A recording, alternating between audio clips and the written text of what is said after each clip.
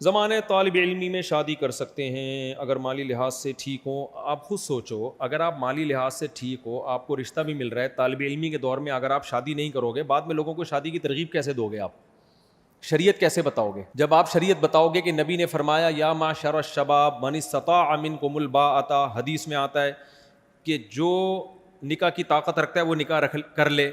جب آپ یہ حدیث سناؤ گے تو لوگ آپ سے پوچھیں گے اچھا جب آپ میں نکاح کی طاقت تھی آپ نے کر لیا تھا یا دورہ تک ڈیلے کیا تھا؟ آپ کہو گے ڈیلے کیا تھا. کہا پھر ہم بھی ڈیلے کر رہے ہیں, پھر آپ یہ زیادہ ہمارے ساتھ فنٹر بننے کی ضرورت نہیں ہے. تو جب خود عمل نہیں کر رہے تو دوسروں کو کیسے عمل کراؤ گے؟ دیکھو میں اس کی ایک مثال دیتا ہوں. ہمارے ہاں طلبہ کیا کرتے ہیں, قرآن و سنت پڑھتے ہیں اس نیت سے کہ ہمیں قرآن سمجھ میں آ جائے, حدیث سمجھ میں آ جائے. بھائی عمل کی نیت سے پڑھو. اسلام کو فائدہ جب ہوگا جب آپ عمل کرو گے. آسان مثال دیتا ہوں, حدیث میں آتا ہے وہ شخص جو پیٹ بھر کے کھائے اس کا پڑوسی بھوکا سوئے وہ مومن نہیں ہے. اب طالب علم کے سامنے جب یہ حدیث آئے گی نا تو طالب علم کیا کرے گا؟ جامع رشید کا طالب علم اس حدیث کی پہلے عربی عبارت پڑھے گا, عربی عبارت کہ بھئی یہ زبر ہے, یہ زیر ہے, یہ پیش ہے. پھر دیکھے گا نحو کے لحاظ سے مبتدا کہاں ہے, خبر کہاں ہے, حال ذوالحال کدھر ہے, جار مجرور کدھر ہے, اس لحاظ سے حل کرے گا. پھر اس کی سند کی تحقیق کرے گا, پھر دیکھے گا کن کن کتابوں میں یہ حدیث ہے, پھر اس پہ پورا لیکچر تیار کرے گا. ان تمام باتوں میں سے کسی بات کا پڑوسی کو ٹکے گا بھی فائدہ نہیں ہے. نہیں آئی میرا خیال ہے بات؟ حدیث کا مطلب ہے کہ جو پیٹ بھر کے کھائے پڑوسی بھوکا سوئے وہ مومن نہیں ہے.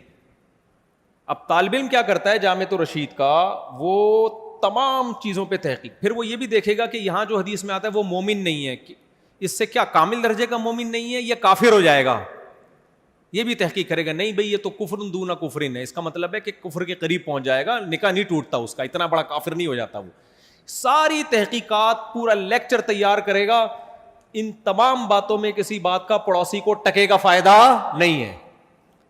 پڑوسی حدیث کا جو منشا ہے نا, حدیث کا جو مقصد ہے وہ یہ نہیں ہے کہ آپ کو یہ پتا ہو حال ذوالحال جار مجرور صفت موصوف سند کیسی ہے. حدیث کا مقصد ہے پڑوسی بھوکے نہ سوئیں.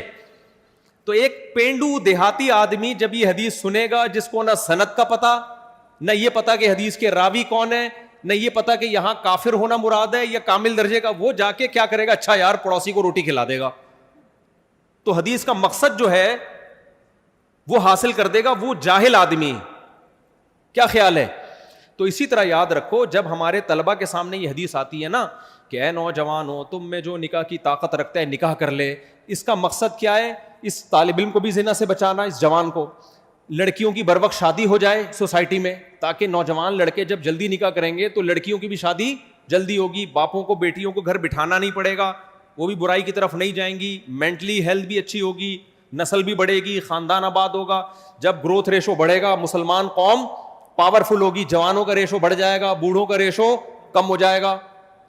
تو ہر لحاظ سے امت اسٹیبل ہوگی, کمانے والے زیادہ اور کھانے والے کم. آپ نے کیا کیا, ایک عامی آدمی کو جب ہم یہ حدیث سناتے ہیں, وہ غریب آدمی رکشا چلاتا ہوگا, وہ اپنے بیٹے کی شادی کر دیتا ہے کہ کوئی بات نہیں, اس کو وہ فائدے حاصل ہو جاتے ہیں, ان کی بچیاں بھی نبڑ جاتی ہیں ان کے خاندانوں کی. لیکن جب جامع رشید کے طالب علم کے سامنے یہ حدیث آئے گی تو کہے گا یہ حدیث بخاری میں بھی ہے, مسلم میں بھی ہے, تو پہلے تو یہ متفق علیہ حدیث ہے. امتحان میں اگر آ گیا کہ یہ حدیث کہاں کہاں ہے تو میں بتا دوں گا بخاری میں بھی ہے اور مسلم میں بھی, متفق علیہ حدیث ہے. امتحان میں دوسرا سوال آئے گا اس حدیث کے راوی کون ہے, تو یہ سوال کا جواب بھی عبداللہ بن مسعود رضی اللہ تعالیٰ عنہ حدیث کے راوی ہیں. نمبر 3 امتحان میں تیسرا سوال آئے گا من استطاع منکم الباءۃ, جو تم میں باء کی طاقت رکھتا ہے, باء کا مطلب کیا ہے تو وہ بھی بتا دے گا. استطاعت کا مطلب کیا ہے اس پہ بھی پورا لیکچر لکھ دے گا. شباب کسے کہتے ہیں بھئی, معاشر الشباب حدیث میں آتا ہے اے نوجوانوں, نوجوانی کی عمر کب سے کب تک شروع ہوتی ہے, تو ابن حجر رحمۃ اللہ علیہ کی فتح الباری دیکھے گا پورے شباب پہ پورا لیکچر تیار کر لے گا. کم بخت کرے گا وہی بڈھا ہو کے شادی, جس سے اس کے خاندان کی لڑکیاں کا بیڑا غرق. اب جتنے طلباء جو دیر سے شادی کر رہے ہیں ان کے خاندانوں کی لڑکیاں بھی دیر سے شادی پر مجبور ہو رہی ہیں کہ نہیں ہو رہی.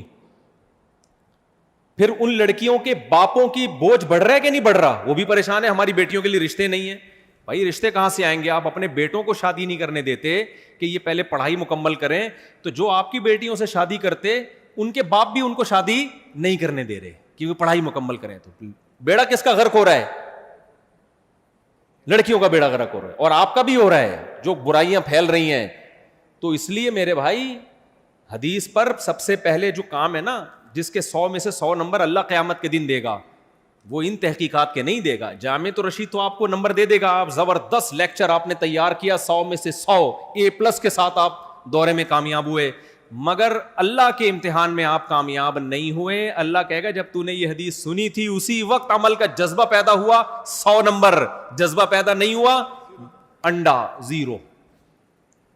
جیسے پڑوسیوں کے حقوق سن کے پوری تحقیق کر لی, حقوق نہیں دیے, تو اللہ کے امتحان میں کیا ہو 0. اس لیے عمل کو پہلے فوکس کیا کرو. چلو بھائی ڈبلے